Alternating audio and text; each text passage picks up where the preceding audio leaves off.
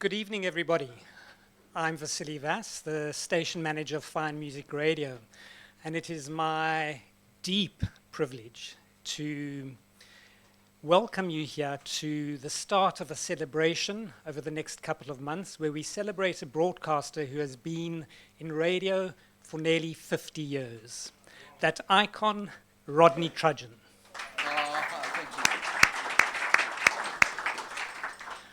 I'd like to start off by saying thank you to a couple of people who have come. To Mrs. Wendy Ackerman, a patron of the arts. Thank you very much for joining us this evening. We are privileged to have you here. I can't see her, I can see her there at the back, Simone Herodin from Artscape. Thank you very much for joining us, one of our associated companies.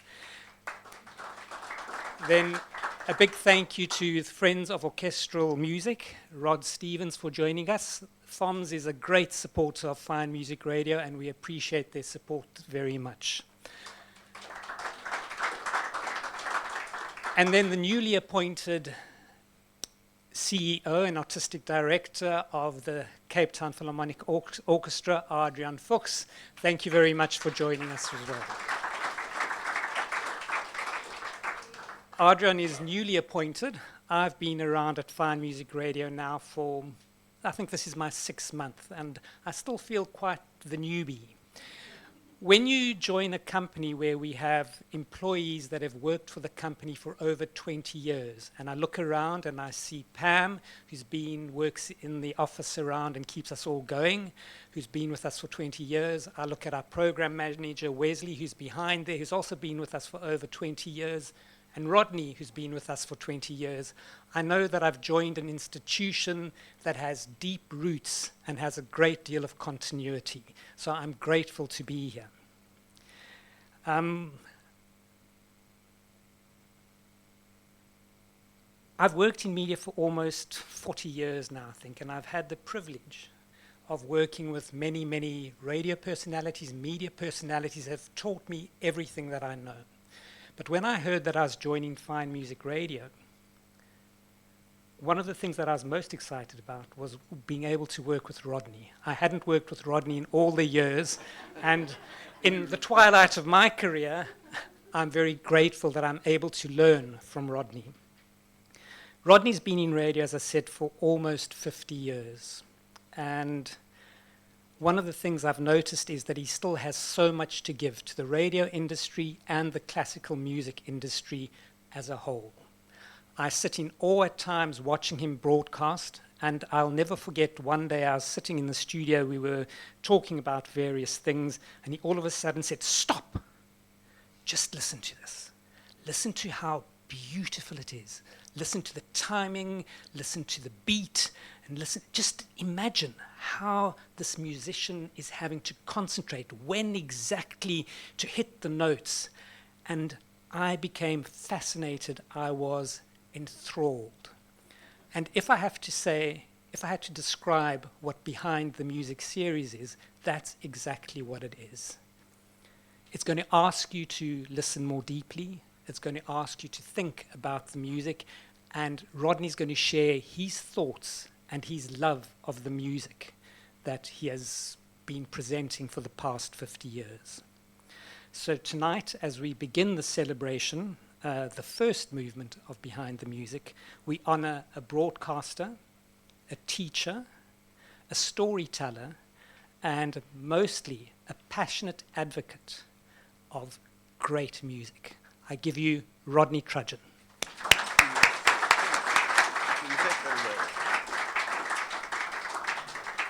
I love introductions like that. Thank you, Vasily, very much. Thank you very much and welcome. Thank you for coming. It sort of makes me feel slightly embarrassed that you are interested enough to hear my story.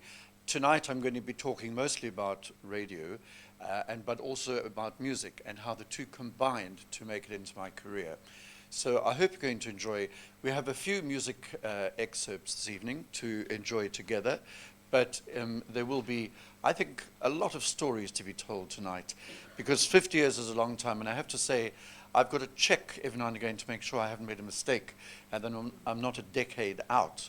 But it was the 1st of September 1976 when I joined the SABC. So it is 50 years. There's three different, as you'll hear, there are three different organizations because I spent a long time at the SABC, both in Johannesburg and in Durban, and at Classic FM in Johannesburg, and then here at Fine Music Radio, where I've been for 20 years. So I hope that you'll join me on this journey, and maybe I'll be able to communicate to you something of the love of this music and the love of broadcasting. If I had my life all over again, I would do exactly the same thing. To be able to share a passion that I have with people with an equal passion, or to help them learn more about that passion, is really quite a gift for which I'm eternally grateful. But it's interesting because a lot of people do say to me, how did you get into radio? Or how did you come to like classical music? So I came into music almost by accident because my parents, I come from a very ordinary family. Sometimes I say I'm a local boy made good. A very ordinary family in the suburbs of Durban who didn't really have enough money to buy a piano or a radiogram, even as it was in those days. So I listened to the radio, a valve radio, which you had to wait to warm up. So if you were slightly late for your cereal, you missed the first 30 seconds. I don't know if you remember those, the wireless. And my family had it on Springbok Radio all the time, which was a hugely successful radio station, but it played mostly popular music. So my early years were listening to pop music of the day. And then my grandmother, my maternal grandmother, she sort of spoiled me, and she knew I was struggling with this and that I wanted to hear more music. And she brought me her old, this will date me a bit, 78 wind-up gramophone that apparently was made and built to take on picnics. So you could put some records in the lid and take this thing off and wind it up on the lawn while you sip your champagne or whatever and listen to music. 78s. So she gave me this old thing, which was wonderful. I absolutely loved it. And a pile of old 78s, some of which were in albums and some of which were just loose. And I thought this was the most wonderful thing anybody could have done for me. I think I must have been about 8 or 9 at the time. And one of the first things that was on top of the pile, I knew nothing about classical music. I didn't know what an orchestra was really, or a conductor or a soloist. I didn't know the names of composers. I was a complete novice. And on the top was a 12-inch album with a red label which said, "The Overture to Le Nozze di Figaro." And I wondered what on earth that was. I eventually discovered it was The Marriage of Figaro. And for some extraordinary reason, I remember the orchestra, which is the Bavarian Radio Symphony Orchestra, and the conductor, who is Raphael Kubelik. I have no idea why I would remember that, but there it was. So I decided to give this a spin. And I'm going to play it to you in a moment, but first of all, let me tell you that it hit me like a what? It hit me, it absolutely knocked me off my feet. Suddenly, I was listening to a journey, not just a song with a verse, chorus, verse, chorus, verse, chorus, and talking about love and tears, but I was listening to an adventure, it seemed to me. Bearing in mind I knew nothing about music, this took me on a journey right from the beginning, and there were these explosive climaxes, and there were changes of themes, of different themes. I was completely amazed. And then it finished with a bit of a flourish. And needless to say, I had to listen to it again and again and again and again till it must have driven my family mad, because these old gramophones didn't have a volume control.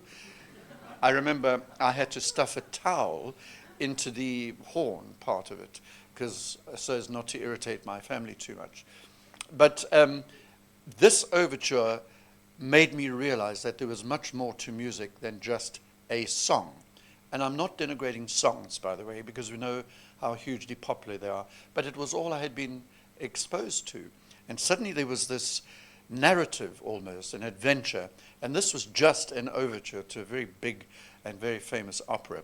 So I'd like you to listen to that overture with me and imagine me as a child hearing this music and wondering where it was going to go next. Which corner would it turn? When will it get loud again? Why was it so loud? What a lovely theme. What's happening? The diminuendos, the crescendos. There are some rather violent crescendos, so don't get too much of a fright. But this then, the overture to The Marriage of Figaro by Mozart, whoever he may be at that stage. Here we go.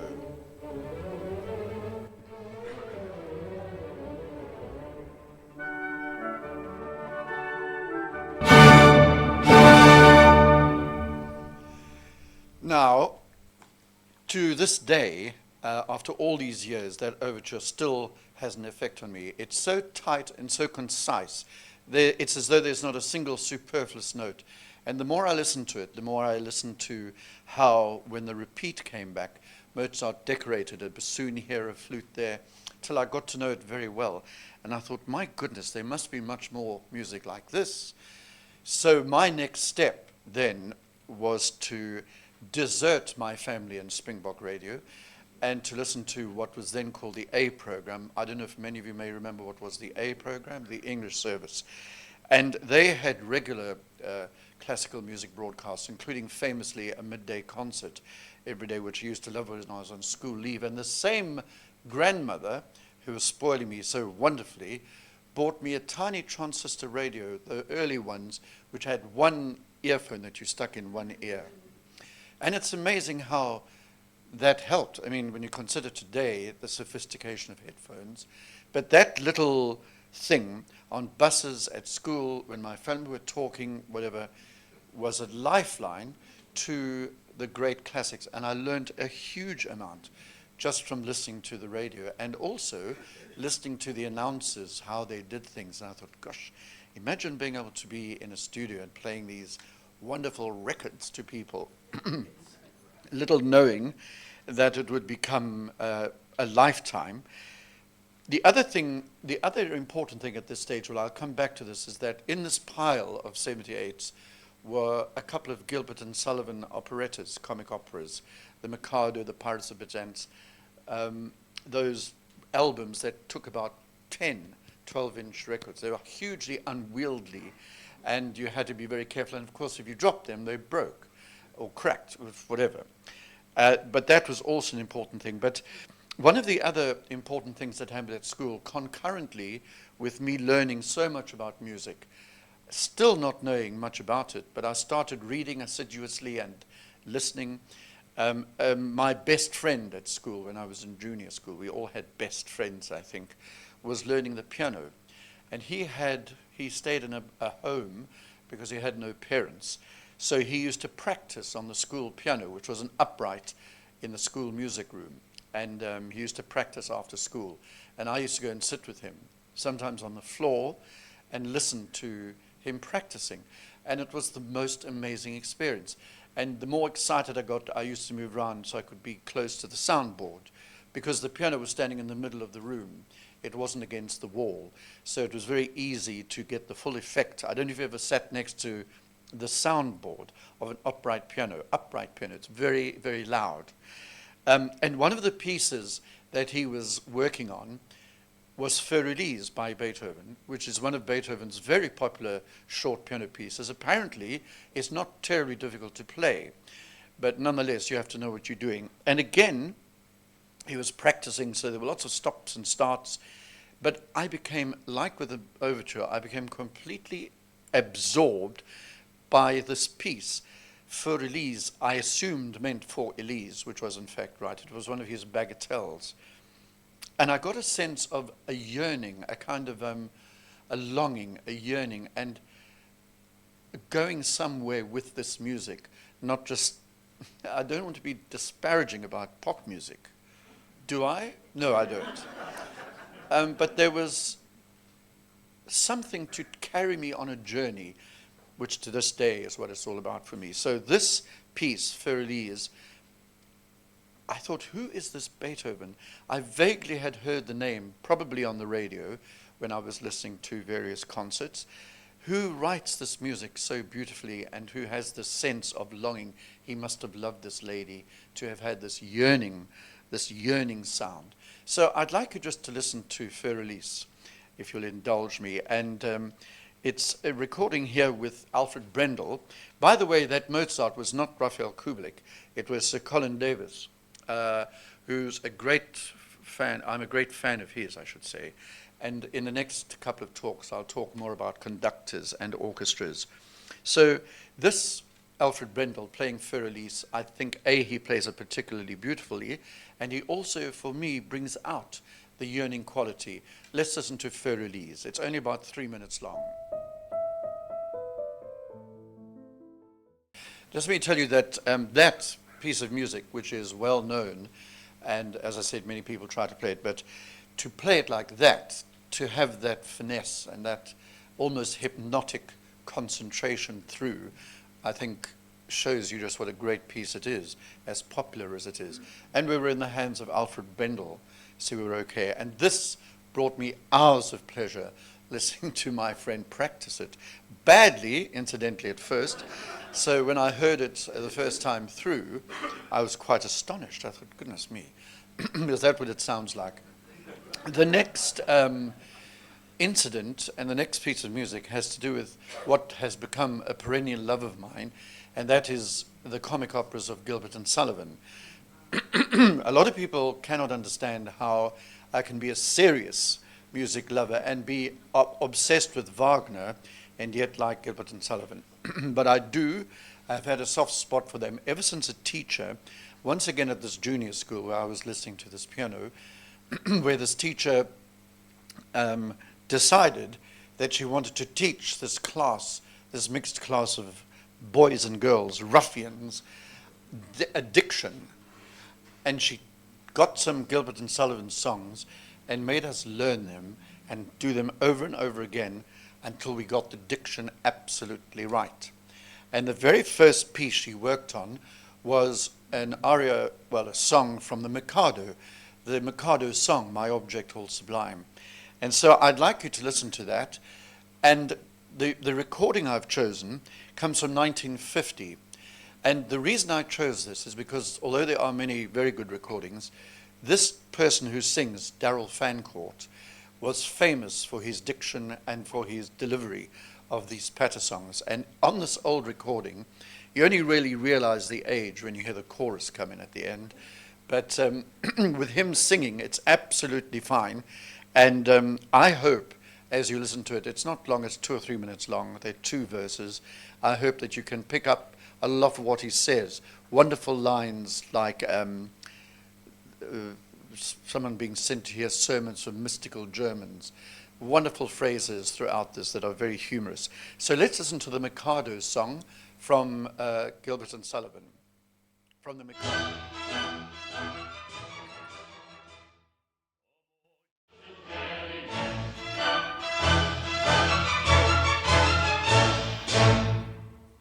Can you imagine a class of, I don't know what age you are in Standard 4, singing that, but we did, and we learnt it. We had to learn it off by heart.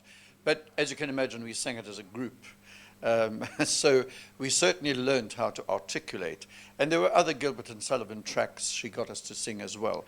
So it instilled really a lifelong love of Gilbert and Sullivan for 2 reasons. One, the music that Sullivan wrote is so airy and breezy and easy.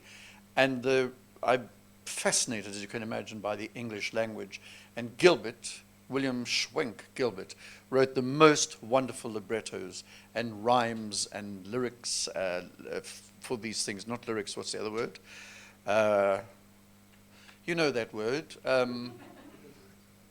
When you say, there was an old man from Peru. Limerick, thank you. Limericks, he wrote lovely limericks. So that, the 2 together really fascinated me. And even though I got to love Wagner, it still is a joy. And I'm proud to say I have a very large Gilbert and Sullivan collection of music, but also of books and some of their original D'Oyly Carte magazines, which they printed when they were still in existence, the D'Oyly Carte as it was. This junior school, by the way, this is all the journey before broadcasting. Although I had a taste of liking broadcasting by listening to my transistor radio. This school turned out to be quite a wellspring of interest for me, because one of the other things we did was we were taken one day to an orchestral concert.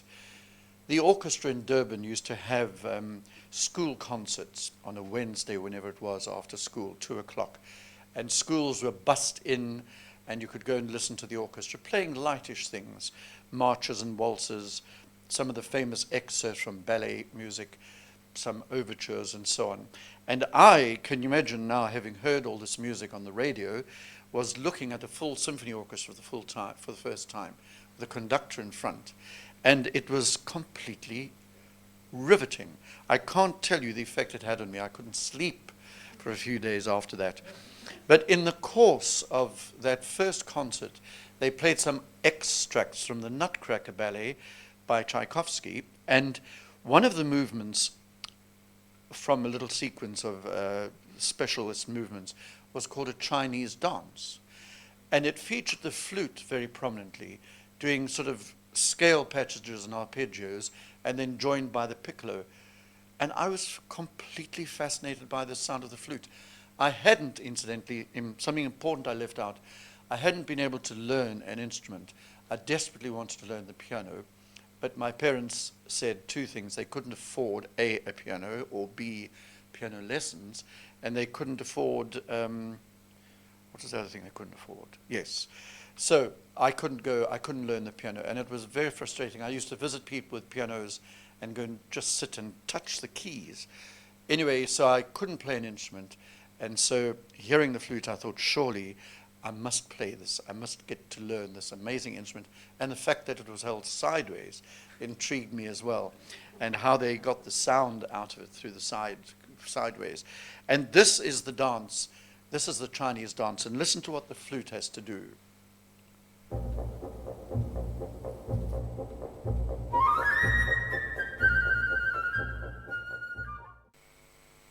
And this, learning the recorder, made me learn how to read music and also learn how to play an instrument, albeit a very simple instrument, but nonetheless you had to learn the ropes.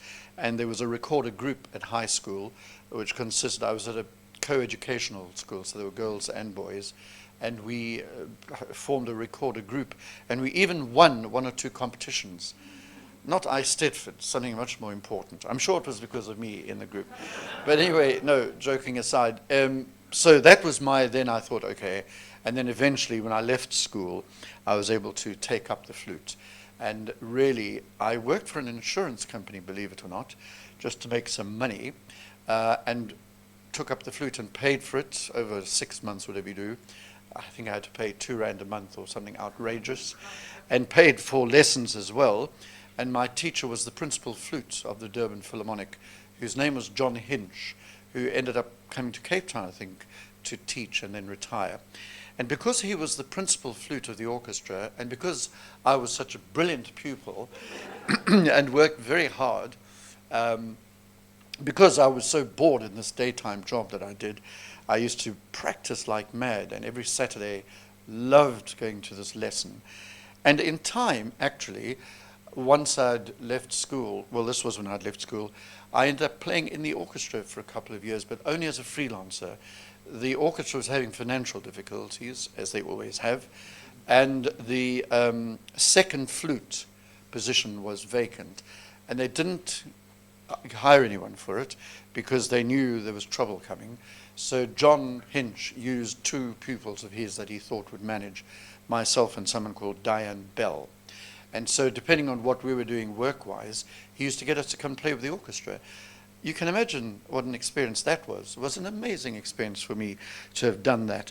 And at the same time, now that I was earning vast sums of money every month, I think my salary was 150 Rand a month, which liberated me. I was able to join a choir. I joined the big symphony choir, as they call it here in Cape Town, the Symphony Choir of Durban, which was the choir that did the oratorios. Beethoven 9, Verdi Requiems, things like that, Messiah. And also Napak. I've even appeared on stage in a costume as in the chorus of an opera. And the University Singers, which was much more specialized. And those singing things plus the flute kept me very, very happy and kept me alive from this insurance company. And even when I, in desperation, left the insurance company and went to work for a record shop, which sold mostly classical music, it still wasn't good enough. And then came the SABC thing in 1976. But there's one very important event that actually happened at school when I was in matric, and this will then just end the early part. And then we can go into the next 2 hours. The event, there was an incredible event in my life when I was in matric towards the end of the year. I was taken, by now I had started going to symphony concerts with friends and had sung with the orchestra a couple of times. And I was taken to hear a performance of Beethoven's Ninth Symphony. And it absolutely blew me away like nothing ever had blown me away before. And to this day, it remains my desert island work. And in the next talk, I'm going to talk about that in much more detail. But I had no idea what was going on. I'd never heard anything as vast and sort of cosmic. I remember thinking that I was listening to music from outer space, which is ridiculous because it's so not outer space. But it was so powerful, and I just want to play you the opening of Beethoven's Ninth Symphony, where for a few seconds you don't quite know where you are in the shimmering sound, and the key is not established either. And then suddenly we are up against a great precipice of sound, thundering timpani as the first theme cascades down through the orchestra. And in that first minute or 30 seconds, I was a changed man, boy, young man, whatever, because I was still at school. Let's just listen to that opening, just a minute or so.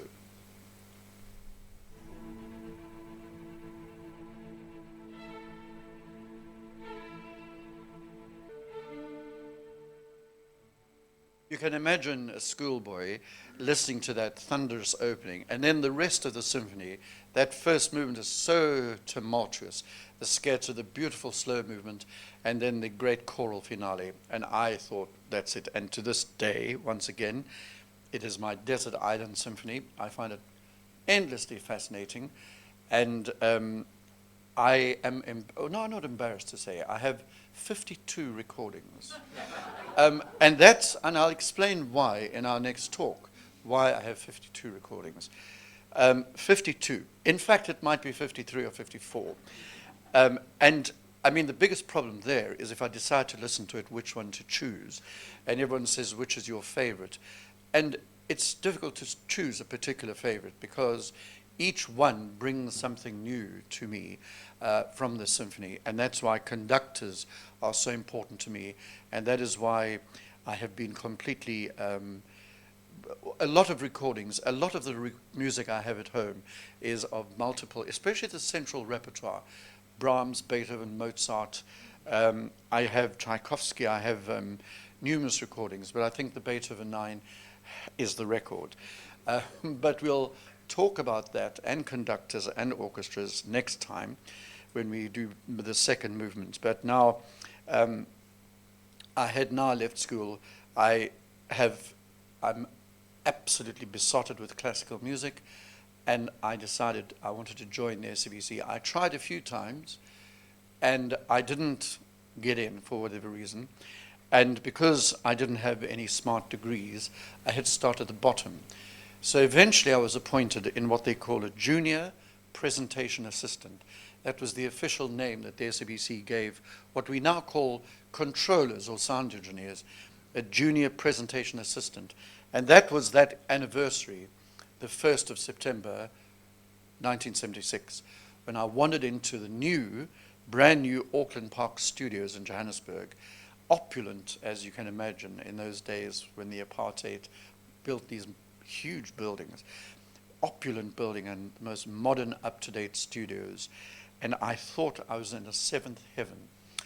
And the operations assistants, the controllers, are the ones that work in the control room with the announcer in the old days behind the glass panel. And so I was lucky at that stage. The SABC in that time consisted both in English and in Afrikaans and in black languages, of a number of very distinguished broadcasters. If I mention just a few of these, with whom I had the pleasure and honor and privilege to work with, I bet you'll know most of them.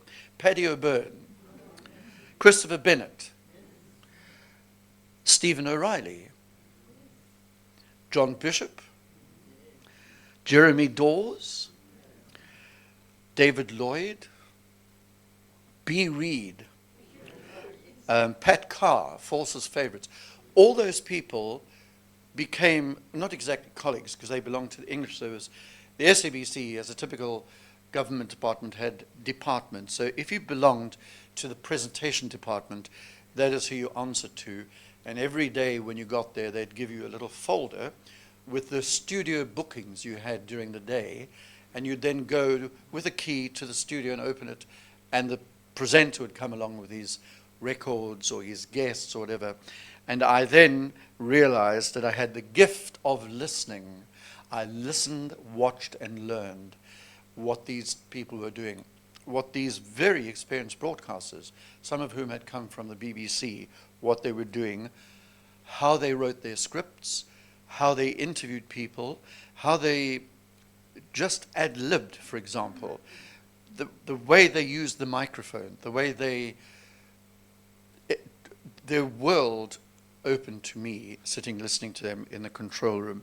And then also on that side of things, I learned how to edit. In those days, they laugh at me here with computers because we had reel-to-reel tape recorders. So all the interviews we did were recorded on reel-to-reel tape recorders. And then the editing was very physical. You literally cut the tape, pulled through what you didn't want onto the floor, which is why you hear that story about the editing room floor. And you pulled it through until you were ready, and then joined it up with the editing tape. And that was the edit. And I can tell you, you could work very, very fast. At one stage, I was the sound engineer for a program, I don't know if you remember it, called Radio Today, which was a current affairs program in the morning, with B. Reed presenting mostly. And I was nominated for an Arties Award for my technical contribution to Radio Today. I didn't win. But I became really, and it was very good for me because I learned about sound, I learned about mixing, I learned a whole lot of things. I became a hi-fi fanatic at home and bought very overpriced hi-fi equipment. And around about that time, we had to work with various announcers in various departments. You couldn't just, one announcer couldn't say, I want Rodney Trudgeon to work with me. But David Lloyd wanted that. I worked lots of shifts with him in his studio where he put together, he packaged all the classical music programs. So the person working with him would sit, record his speech, and then mix it with the music and get timings right and editing and all that. So you actually sat listening to music all day. It was the most wonderful thing. I learned even more. I started learning about good recordings, why certain conductors were better than others. And David then, this backfired on him because he wanted me then to be his permanent controller. But my department said, no, you can't do that. The only way you can do that is if he were to join the English service. And the only way you could join the English service was by becoming an announcer. Announcer producer was the title. So he said, well, just do an audition. Just go through the process, and then you can be my producer, and we'll work together. So I did the audition, and because I'd recorded many auditions with other people, I knew the audition sort of layout and text. And so I wasn't worried. I didn't think I'd ever become an announcer. I always wanted to be, well, on the sound side. And I passed the audition, and David was very cross because they said, we would like you to become, we'd like to train you as an announcer. You're showing great promise. There are a few things we have to work on, like we need to smooth out your Durban accent. So we're going to send you to Durban, of all places, back home to Durban. And David Lloyd was furious because he'd gone through this great process of getting me to do the audition. And then I passed. And so I went to Durban. And I wonder if you know some of the Durban names, because I know in Cape Town, the English service, they were the regional officers. The English service in Cape Town had its array of announcers: Nigel Murphy, Marilyn Verster, Norrin Alexander, Derek Taylor, a host of them. Durban had Humphrey Gilbert, who was the head of service there. And then the announcers, Roy Holshausen, Don Ridgway, Michael Toms, even Midge Doherty. Many people remember Auntie Midge because she did a children's program. And I worked with them in Durban, and the SABC used to break away in those days for regional news. So you had the national news bulletin, and then the computer, whatever it was, couldn't have been a computer, would break away, and you had to be absolutely on the second, because it would cut you and cross to the region. So Cape Town, Durban, Bloemfontein, and Port Elizabeth all had their own newsreaders for 10 minutes with what was called regional news. So that's how I cut my teeth, with my Humphrey Gilbert telling me, no, it's not Natal, it's Natal, my pal in Natal. And also trying to iron out, you know, the Durban very flat I sound, chill and children and milk and fish. All that, I think to some extent, I got rid of most of it. Maybe sometimes one slips back. And then it was a very basic start. I was a junior announcer producer. And we had to produce endless programs of little religious segments, This New Day, or Morning Service, and work with the ministers and priests who came in to do that. And it taught me a lot. It taught me, again, to listen. And eventually, I was summoned back to Johannesburg by a man who was very involved with Cape Town, Patrick Kohler, who had been transferred to Johannesburg as the head of service, and he took with him Marilyn Verster of Women's World. And Marilyn was in charge of what they called the magazine department, so they called me up to become an assistant producer to Michael Findlay on a program called Sunday at Home. So I went to Johannesburg and eventually took over that program, Sunday at Home. It was a 3-hour morning program, which I was the producer and scriptwriter and presenter, eventually joined by Patricia Glynn. I wonder if you remember that name. And so this was lovely, but I was also at the same time doing newsreading. I had then been allowed to do my first national news bulletin. I still remember, I don't know if you know what Inderol is, if you've been in the entertainment business. Inderol is a little pill. It's a beta blocker. And lots of musicians and actors take it just before auditions. And I still remember reading the 7 o'clock news on a Radio Today program one morning, whatever morning it was, and being terribly nervous and taking this Inderol. But it worked well, and then I did lots of national news reading and eventually actually also presented Radio Today. I thought I was the last person, because I'm not an aggressive interviewer. And you know, when you do things like that, sometimes you see it on television, but when you are the presenter, you're wearing headphones, and the producer can talk to you in your headphones, so you put one on and one off, and he can talk to you while you're doing the interview. Wrap up, ask him why he said that. I remember once saying, "Why did you say that?" Because I wasn't really listening. So the guest said, "Why did I say what?" And it really threw me quite badly. But you had to have your wits about you on those programs. But I loved it, but I knew it wasn't my thing. And so gradually I started moving towards classical music, because Christopher Bennett used to present the symphony concerts in the City Hall. And he wanted me to come and learn how to do that. David Lloyd had done them, but he'd left. And so I felt very, very proud sitting with him, learning. And eventually I took it over at the City Hall. And then when they moved to the Linda Auditorium, and shortly after that, Richard Koch, who's played quite a big role in my life, actually, and wrote the foreword to my magnificent best-selling book, he got me to do some pre-concert talks. And I said, "I'm not sure." So he said, "No, I've heard you. Just have a try." And that was the start of many, many, many years of pre-concert talks. And eventually, you can imagine, after 1994, there was a huge change at the SABC, a paradigm shift. I joined the SABC in the middle of P.W. Botha's reign, when the National Party grip and the Broederbond was at its most severe on the SABC. Separate toilets, separate canteens, separate libraries, everything. I always remember we had doors, you know the male-female sign. The black toilets had black men and women. The white toilets had white men and women. And never the twain should meet. They were on quite different areas of the same floor. And the library for black people was glassed off from the rest of the building.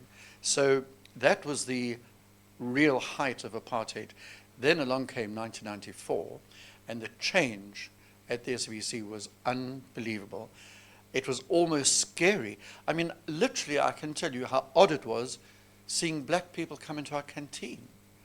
I mean, it was a wonderful experience, but you thought, I hope we're not going to be arrested or something like that. So it was amazing. And black people could come and be presenters. How about that? All this was very new to us, but it was like a weight being lifted off our shoulders. But in the process, classical music suffered a bit. I still remember, and I'm going to stop now, I still remember a head of radio who was brought in called Govind Reddy, who many people really disliked, but he was actually quite a nice man. And he said, you white people sat and listened to classical music while the townships burned. And that had quite an effect on me, because I realized he was right. So the SABC pulled back a lot on classical music, and by this time they had stopped doing the concerts. I had a little program called the Classical Hit Parade every day in the early afternoon, and the writing was on the wall more and more and more, and Classic FM opened, and they initially asked me to come across, and I said no, but then I did eventually go to Classic FM, which was very different, and it was my first taste of proper commercial radio, where money was the most important thing. I was told not to use words like sonata form or, you know, the words that come with classical music, recapitulation. But it was enjoyable, but I found it fairly boring. And I went through quite a depressed phase because some good friends of mine had left Johannesburg, and I was feeling all alone and bereft. And Victoria Kaywood, who was in this very room, suggested I come to Cape Town. And I thought, what a ridiculous idea. Community radio, I've been professional, you know. But I came, and I have never looked back, because it reminded me of the good old days of the SABC, where people loved what they were doing. There was no threat. There was no sense of an agenda. I had to get used to quite a few strange styles of broadcasting because they were volunteers and strange personalities, but it was an amazingly refreshing time for me to come down to Fine Music Radio. And now I've been here 20 years. And now I'm going to stop, but I'm going to say three things. One, don't forget, we'll let you know about the next talk, which, as I said, will be music heavy. I'll be explaining more about music and conductors and things next time round. I hope this hasn't been too dreary just with speech like this. I hope it's been sufficiently interesting for you to know why I've stuck it out for 50 years and why music and broadcasting is still so close to my heart. And secondly, to thank Wesley, my colleague at the back, and Louise Howlett and Pam, who've all helped me and set this all up beautifully, and our manager, Vasily, who suggested all this in the first place. And third, to you for coming and for being here. So thank you. So now, very briefly, are there any questions?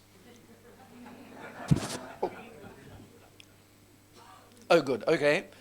Thank you very much. Oh, sorry, Rosin, yes. I'm obviously a huge fan of your programs in the morning, and I understand you're not choosing the music. Oh, Marnie, is that correct? Marnie. I was wondering if... No, she wasn't. She was here earlier, but she's gone. I'm glad you asked. In fact, I thought someone might ask that. And just let me explain quickly, because it sounds complicated, but it isn't. It's a different system from putting LPs on a turntable and CDs and you choosing them all. So what we do is, it is a computer, and as always with computers, what you put into a computer is what you get out. Human input is very, very important. So we choose tracks that we believe will sound good, that the audience will enjoy, and that we're going to put on this playlist. We put it into the computer and we give it a code. For example, it could be full orchestral, chamber, solo instrumental, vocal, choral, all those things. Very naughty, very. But you know what? It's only at the end, so you're allowed. You're allowed. And so what happens is each one of those things, choral, symphonic, full instrumental, gets put into categories like up-tempo, medium-tempo, down-tempo, that sort of thing. And it's all coded. And then for each hour, we say at this point, we want an up-tempo instrumental one. At this point, we want a solo singer. At this point, we want a solo piano. At this point, we want a chamber piece. And the computer goes through lots and lots of tracks and selects them. Monet pushes a button. Then she's been responsible, along with Mike Mills, of putting them in the first place. Then she gives me the printout, and I go through it. She gives it to me a week at a time, and I say, no, we can't have that, not again. Or we've had too much of this, or we've had this particular recording, let's try another one, or not this recording, there's a much better recording.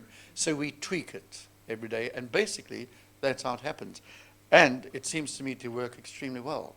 Rather than slaving away one person's choice of music, there are things that I don't particularly like. I'm not going to tell you what they are, in case you don't respect me anymore. Because I remember, sorry, this is nearly finished. I remember once at a pre-concert talk I did, for some reason, I said to the group, I don't know what the context was, but I happened to say that I didn't like Placido Domingo. I know he's very famous, but he's not my favorite. The next morning, I got an email from this person saying, I've attended all your talks, I will never go to your talk again. How could you possibly say something like that? So I'm not going to tell you it. I mean, obviously there are people I like less than others, but you've got to be fair, and especially famous composers, one of whom I don't really like, but we play them because I think it's important, not just to be selfish and play what you like. Exhausting answer that was. Okay, let's wind up. I just want to say thank you so much. Well, I thanked Wes and Louise and them and Vasily, but thank you so much for coming. You've contributed, I don't know if you know this, to Fine Music Radio's coffers in a big way. And please put your name down. We're going to get a bigger venue next time. We had to turn a lot of people away, by the way, because we didn't know so many people would come. We thought my little intimate group of 20. So it's a great surprise and pleasure to have you all here. And thank you for being so attentive. And no one fell asleep. I didn't even see a yawn. Thank you very much. Thank you. Thank you.